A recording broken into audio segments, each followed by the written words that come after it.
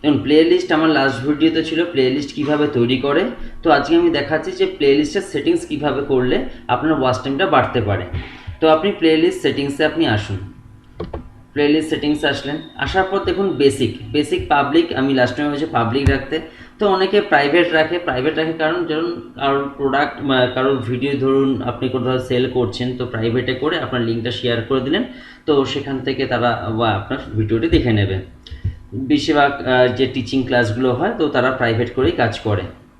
তো আপনি এখানে অর্ডারিং হলো ম্যানুয়াল, এখানে ম্যানুয়াল আছে। এবার আপনার ভিডিও যে প্লেলিস্টে তৈরি আছে এখানে আপনি ডেট ওয়াইজ করতে চাইছেন বা নিউয়েস্ট সবার আগে আসবে, বাট একটা সিকোয়েন্স তৈরি করার জন্য অর্ডারিং করা আছে।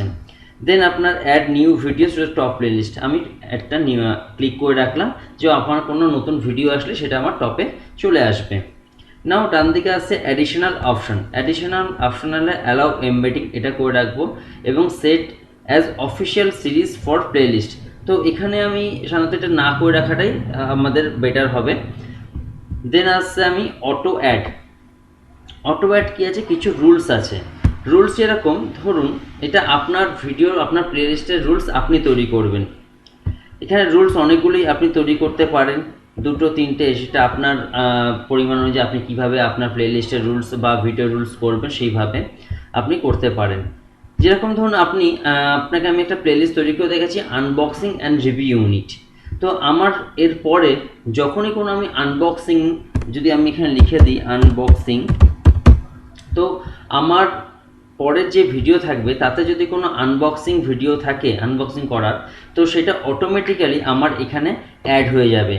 তো টাইটেলে যদি থাকতে পারে আনবক্সিং লেখা, তাতেও অ্যাড হয়ে যাবে। যদি আমি ডেসক্রিপশানে করে রাখি, তো ডেসক্রিপশানে যদি কোথাও আমার আনবক্সিং লেটার থাকে, ওয়ার্ডটি থাকে, তাহলে আমরা এখানে চলে আসবে বা ট্যাগের মধ্যে থাকলেও। তো আমি টাইটেল কন্টেন্টসে করে রাখলাম।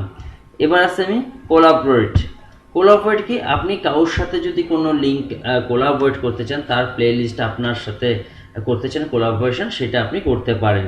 তো আমি এটা করলাম না, আমার অটো অ্যাড আমি এখানে ধরুন এই মুহূর্তে আমি একটা আনবক্সিং আমি করে রেখেছি, আর একটা আমি করেছি রিভিউ। তো আমার যখনই কোনো আনবক্সিং বা রিভিউর বলে কোনো টাইটেলে থাকবে আমার কোনো নতুন ভিডিওতে, তো অটোমেটিক্যালি আমার সেই ভিডিওটা আমার এই প্লেলিস্টের সাথে অ্যাড হয়ে যাবে। তো এইভাবে করলে কি হয়, আপনার যে প্লেলিস্টটি আপনার সবসময় প্লেলিস্টে অ্যাড করতে হচ্ছে না, অটোমেটিক অ্যাড হয়ে যাচ্ছে। আর আপনি সাধারণত জানেন প্লেলিস্ট করলে যখন আপনার সিকোয়েন্স অনুযায়ী ভিডিও দেখবে, অটোমেটিক্যালি আপনার ওয়াচ টাইমটাও বাড়তে থাকবে। আমি যখন এই রিভিউ এবং আনবক্সিং রুলস লাগিয়ে সেভ করলাম, তো মেবি দেখুন আমার লাস্ট ভিডিওতে আমি আপনাদের পুরো করে দেখালাম আমার যত আনবক্সিং এবং রিভিউ ভিডিও আছে প্লেলিস্টে অ্যাড করার। তো তারপরে মেবি কোনো ভিডিও আমি হয়তো ছেড়ে চলে গেছিলাম, তো যখন আমি ওই রুলসটি লাগিয়ে আমি সেভ করলাম, তো সাথে সাথে আমার কাছে দেখুন চলে আসলো একটা ভিডিও, আমার add one recent video that match the rules to the playlist. তো আমি ডান করে দিলাম।